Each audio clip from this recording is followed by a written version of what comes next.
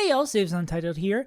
I wanted to potentially start a new series here. I feel like there's a lot of really useful posts over on the competitiveTFT subreddit, and if you miss a couple or you're not actively keeping up with it, you can fall behind in games, or you'll go into a lobby and you'll see a build you've never seen before, and then you'll go over to the subreddit and be like, damn, I should have read that post because here's a complete guide on this. But all of the posts that I'm going to be talking about and this slideshow are all going to be down in the description if you want to check anything out yourself. And a lot of these I would suggest checking out the posts themselves because there's a lot of supplemental information. Basically here I want to give you kind of the bits and pieces of the most important stuff from these posts.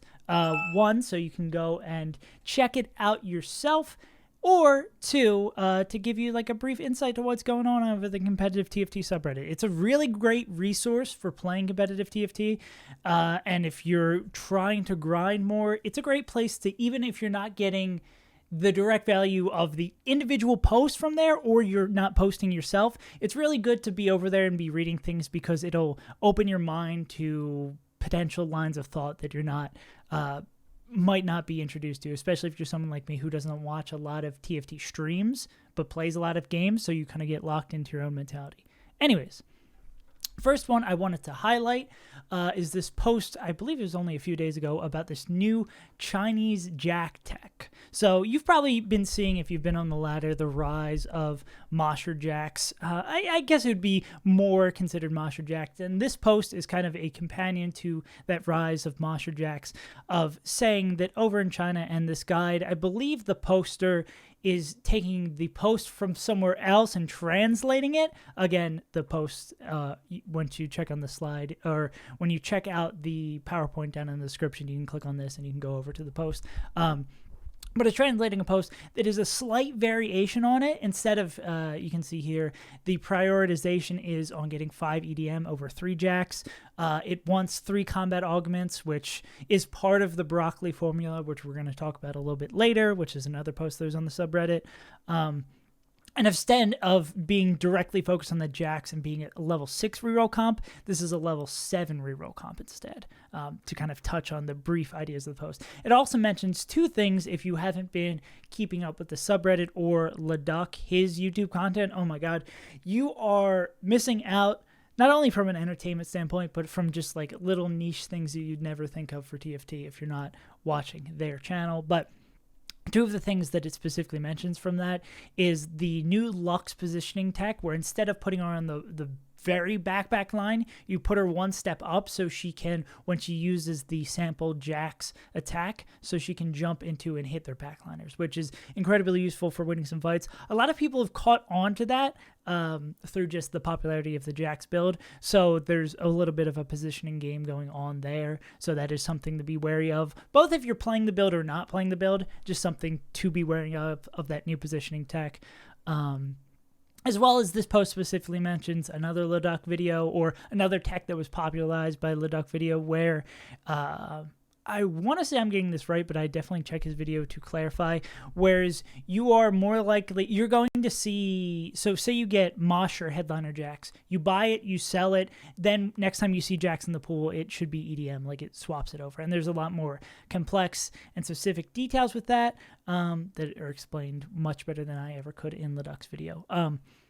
But on that point of what this build specifically mentions is doing that and only really getting the EDM headliners. It mentions getting the Mosher headliner as a something to hold you over until you would get the EDM one, and you'd sell it and swap it out for that either EDM Lux or Jax, as it's kind of pointing to on this build here. But I guess I kind of buried the lead on that. There's the weird variation that you're also playing Yone, Bard, and MF to get this Jazz in here, because you are getting a lot of traits. There's a comment on this post, someone saying that the win rate is like slightly better than 6 Moshers with these 2, or I think it's they were doing it with Yone and MF, I want to say.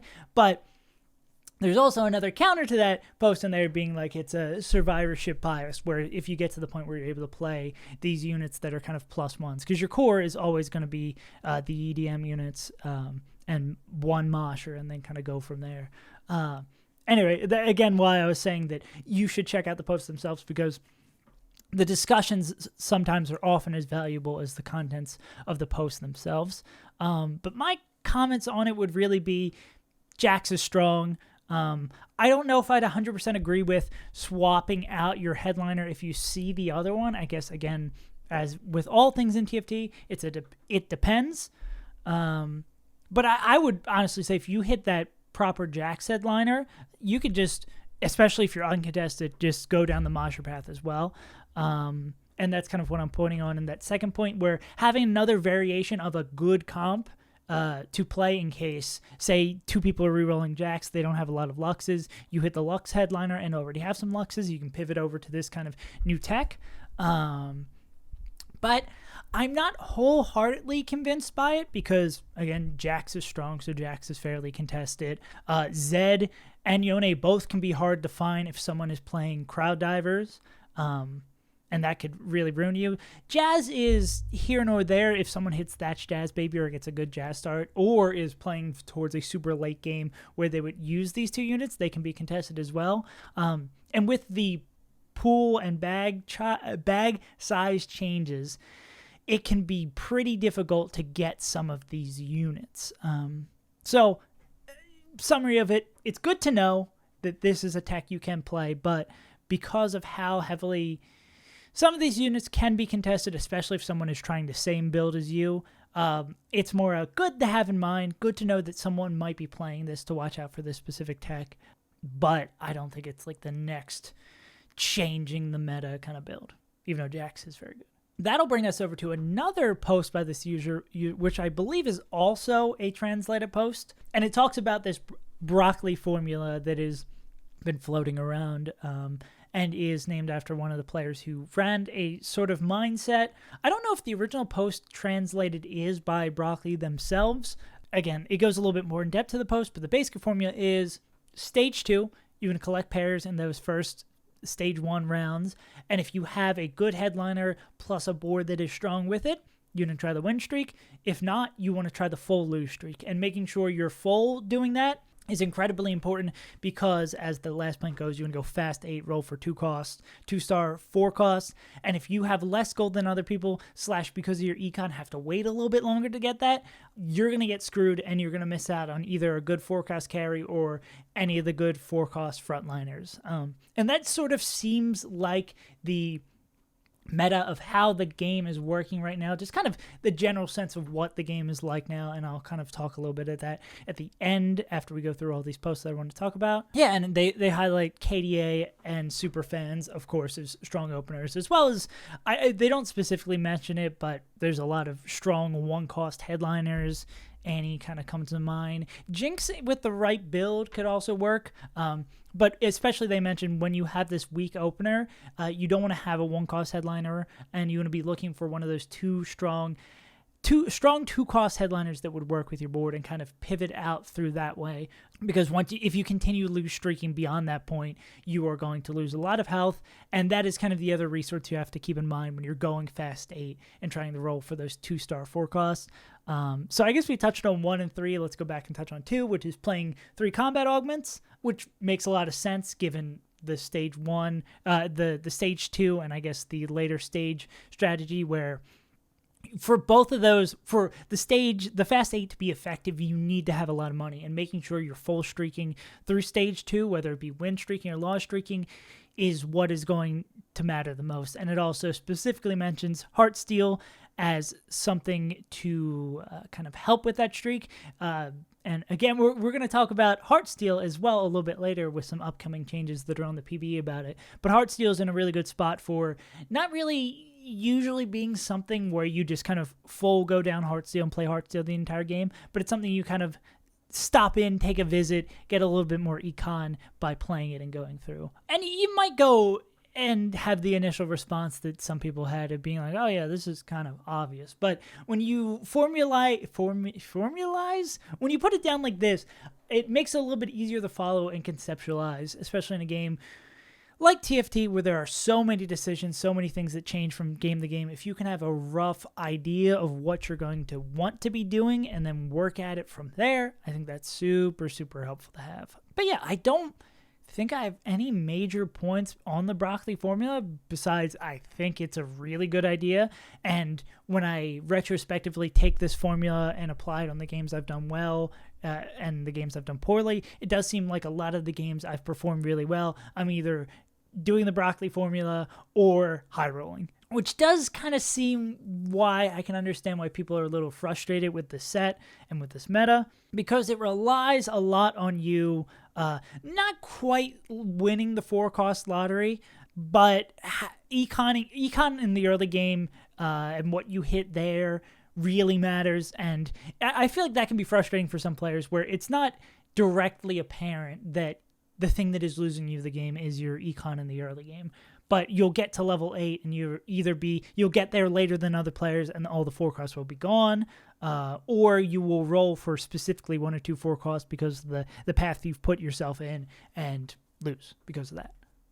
But again, I'm kind of alluding stuff that we'll kind of jump into a little bit later.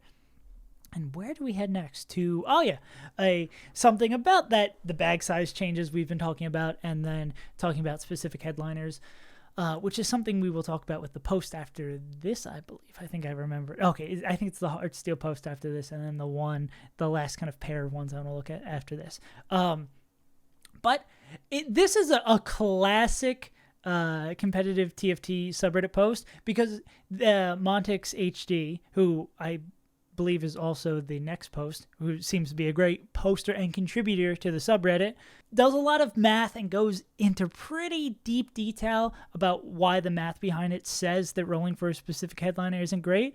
But honestly, you could just read the title, read the quote from this. Don't give yourself only one out, because you're going to whiff enough that we can consider it a common occurrence. And that's honestly all I think you really need to take from the post. And you can go and read the math if you want. Again, post linked in the description. I don't want to take anyone's work and credit in a way that isn't transformative. So that's why I'm a little hesitant about doing this project in general. But it seems like something people would be interested in. We'll see. I'll talk about this on stream and generally not break up this discussion here. Yeah, it's something we've been talking about before with the bag size changes, which you're seeing here, especially for 4-cost, 5-costs. Probably more particularly 4-costs, because that's going to be what's going to stabilize your board at that level 8, even though again you got a 30% chance to hit those, and it can get a little dicey if you're looking for a specific headliner, especially if you're looking for a specific headliner with a specific trait headlined, doubled up. I don't know if there's a term for that, but I think it's just a general good idea and kind of what is required of this set now. I feel like the first patch where Jazz was kind of king, it was like Jazz and Fast 9. Playing this flexible was good, but not critically important. But now that the meta and the balance patch has kind of stabilized everything out a bit, even though, of course, there's some big standout builds, Crowd Diver, Ahri are the two ones that are Crowd Diver, Jax, Ahri are the ones that kind of come to mind for me beyond like the, I guess there's a lot of good builds right now, which I think is what the main point I would be getting at without knowledge checking you and naming a bunch that are good right now. Yeah, but a lot are good right now, and you can't just be playing one headliner. And if you're playing a build that needs specifically one headliner, you're going to have to high roll, or a headliner that's specifically contested. Because I believe, I'm just going to maybe go on conjecture for just this. I've been seeing Disco perform a little bit less than it has in other patches. Partially probably because people are going fast 8 and getting those, are playing Sentinels a little bit more, so Blitz is harder to get. But Disco is one of those builds where you kind of have to commit from 2-1, because you need 2 1-cost, 2 1-cost, 1 2-cost, and you need to have them ideally 2-starred and hold them to the end of the game. So that's why something like Disco is performing poorly, because you have 2 headliners you want to hit. I mean, I guess 3 out of 4 of them are good. I'd even go as far as to say Dazzler TF is good. But depending on the board state you have at the moment, could be really bad if you hit the wrong headliner that doesn't fit. So stuff that requires specific headliners can kind of screw you over. So again, all of this to say, rolling for something specific bad. Also, hey, what's up, Lurk? I'm in my presentation mode. I'm trying to think if there's anything else I want to say on this. No, not really. Just kind of a symptom of where the meta is and where the meta defining strong builds are at the moment.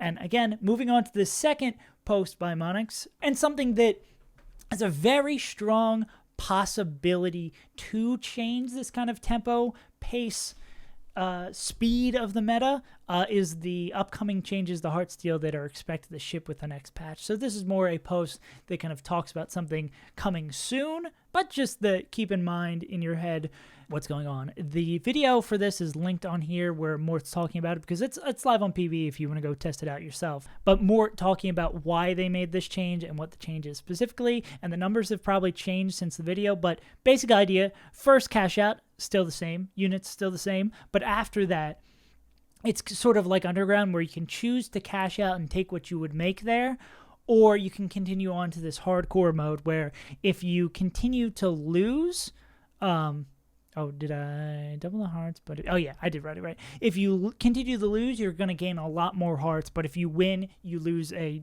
percentage, 40, I believe is what Mort says in the video, of the hearts you have, of the hearts you've built up to that point. So becomes a much higher risk reward, and then again you get that option to cash out every 4, much more similar to the econ traits we've seen in the past, Underground, Piltover, etc.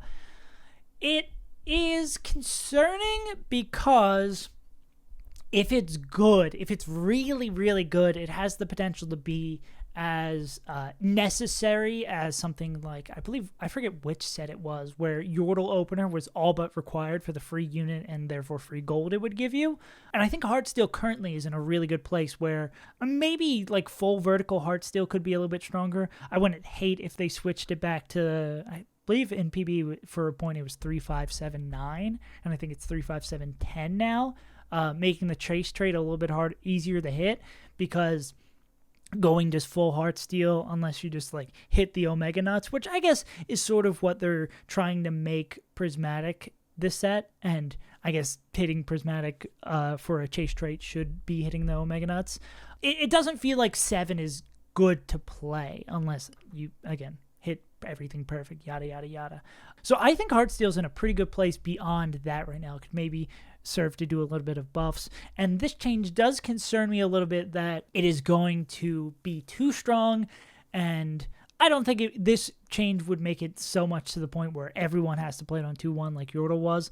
I think a lot of the reason Yordle was able to do that was because it really wasn't a high risk, high reward. Like, you played and you just make money, and that's probably partially why I was in everyone play it now.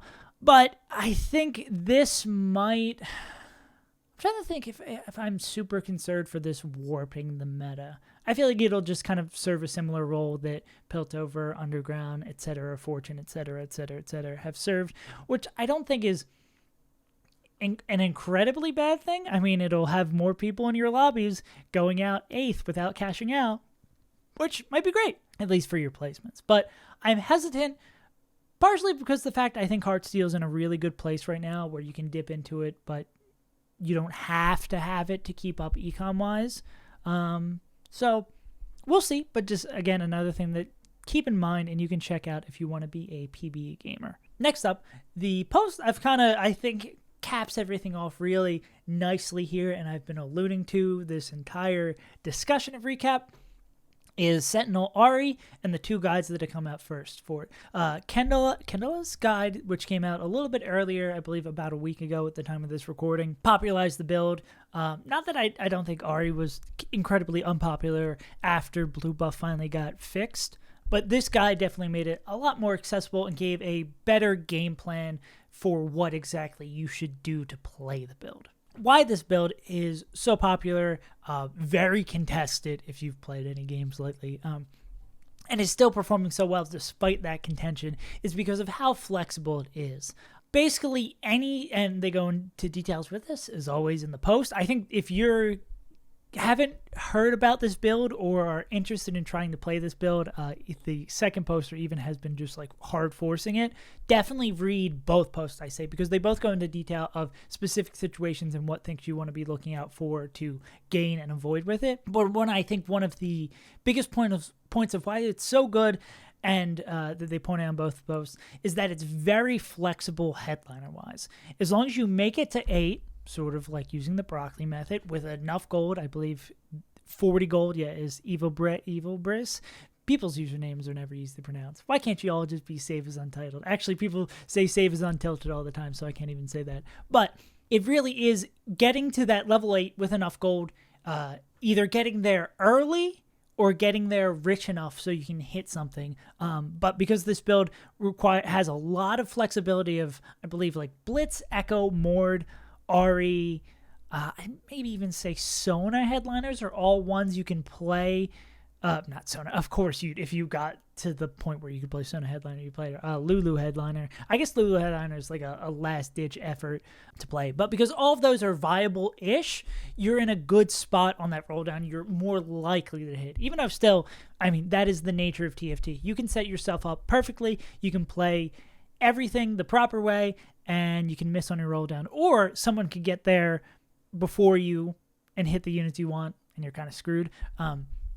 Also in mind of this, there's a lot of people playing Ahri, and it is critically important to be scouting, especially like we were discussing previously with the headliner rules, knowing when you still have a chance to hit Ahri or not, based on how many are out the pool. That is incredibly important. Also for hitting some of your 2-star frontliners. I think that's incredibly important with 4 costs. Blitz, namely on that, even though I think Poppy's also really, really good. Zach, I'm a known Zach hater outside the EDM comps. I don't think he's that great of a frontliner. That might be a condition of bruisers in general. But just another important reminder that I think a lot of players, myself included, take a tough time to get through their thick skulls. Scouting is super important, and it is, even though we've lost things like Zephyr, despite when it shows up with other items or on a training dummy, it is super important in this set, especially before your roll down, you scout, because you got to know what you're capable of hitting or what you're at least probable to hit. And Uno-chan, that's exactly one of the points I'm hitting on with that, because if you hit any of the Sentinel headliners, ideally like Blitz, Echo, Mord, and you're getting that +1 Sentinel, your board with them becomes a lot more flexible. And because there's so many Sentinels and getting to 6 isn't incredibly difficult, even when you're contested, very, very good. Yeah, and I think, is there anything other? Oh, yeah, and the supplemental post just kind of goes into more detail about how better ways you can cap out the board, stuff with Kiana or KDA Akali based on what you hit. I imagine you'd want to play KDA Akali in a situation where you have leftover 80 items. I mean, if you end up having a lot of 80 items, you probably want to go with a different build, even though I guess you use bow, sword. Yeah, you don't really need too many core items. I guess if you get a lot of 80 items, you probably want to aim to play something like Ezreal Kate instead, or something of that accord. If you're going to that fast 8 roll down for a 2-star 4-cost carry, stuff like that. Or I guess you could pivot this into a like dual carry Ahri Akali. Basically, you need, again, the grand summary of all these posts is keeping flexible on that level 8 roll down. Again, it does reinforce that idea. Early game econ is key. Broccoli guide is what you want to keep in mind. But again, if you want to play either of these builds or haven't seen either of these posts yet, or even especially if you're in a game and you're like, oh, I hit the Ahri early. I got a 2-star Sentinel frontline. How do I play this? Check out both these posts. Very good guides, very in-depth about what you can do, especially Evil Briss has been forcing it in the midst of a very Ahri-focused meta, so I think that's a great idea there. And I think we have just one more slide of tidbits before we kind of wrap up the general sentiments I've been poking at this entire time. Just a reminder that the upcoming patch is projected to have the Jazz and Country crafting change, where Cloak is now going to be a craftable country one, and Jazz is going to be an uncraftable one, which will be very interesting. And of course, there's going to be a ton of bouncing changes based on that, and 7 Country will be a lot easier to hit. I think 7 Country still right now is a gold, not a prismatic, at 7. So we'll see how that goes. I don't think Country is incredibly strong right now. And there actually is, I believe that this post, the specific headliner one, goes into a specific example of why Country of people forcing country right now. And I can't remember off the top of my head where they go with that discussion, but if that's something you want to be interested in. I'm not convinced country is going to be good now. I think they're going to dumpster a lot of the units based on that change because it's going to be a whole lot easier to hit 7. And I think a whole lot easier to hit 5 too. You won't be forced to, because normally if you're playing +1 country, it would be Samir, Urgot, Thresh. You'd be getting 3. You'd only getting 4 from that. So I guess it gets a little bit easier to get 5, or you in that situation you play Tomcat instead.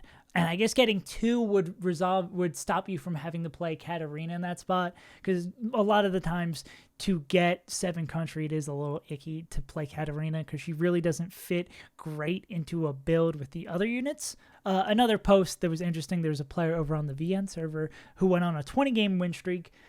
There's a bit of back and forth about what their playstyle was. Some people were saying they were inting to go fast 9 and rolling it down from there, sort of like, I can't think of the NA player who was #1 and still might be #1 for a while, who was just like exclusively playing 5-cost boards before the recent patch. So potentially something similar to that, or potentially to the Broccoli guide. I would want to check more on that player's guide. That's why I only put in the tidbits here. I didn't go too into detail of that, but something interesting to look at that. And a similar sentiment to the looking for a specific headliner one, the stop waiting for best in slot prismatic with Pandora's Box. Another post where it's just like, hey, don't greed because it's hard. And that's why I specifically, don't take Pandora's Bench because I omega greed for the best items there, and I end up losing probably a lot of placements for not just slamming items. But that's, again, another one of those posts.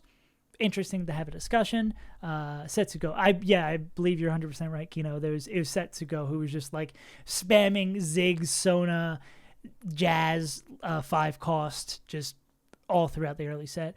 On this last post, underrated comps, where there's a lot of really good discussion about units and builds where people think are underrated.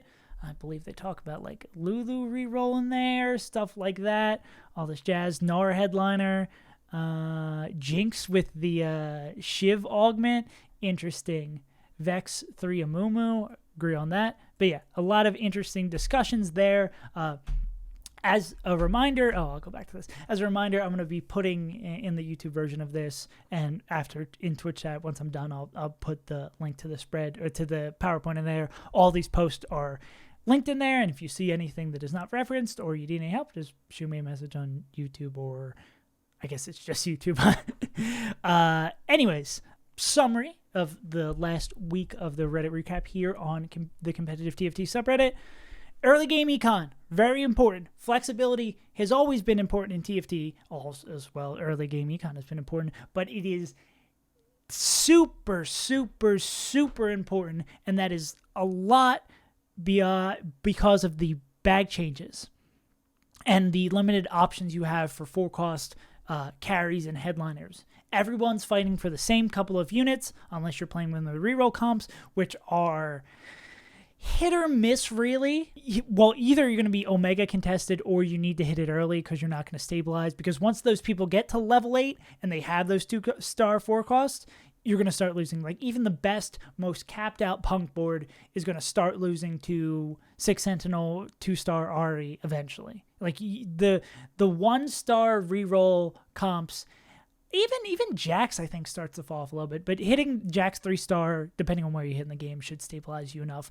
But those are the very few exceptions to the rule, and I think even those reroll boards do not cap out hard enough from just hitting your main, your Jax, your Annie, your Katarina, to just win you a game off that. So, early game econ, very important. Playing flexibly, so incredibly important. Focusing on your streak in the early game too, especially going into, I see a lot of players who aren't scouting on the last PvP round of stage 2, and will lose a 4 or 5, or I guess will lose a full streak of either winning or losing going into that because they're not scouting. I think there's a lot more focus on that at the end of the last set, or just the last set in general, because of Piltover cash out.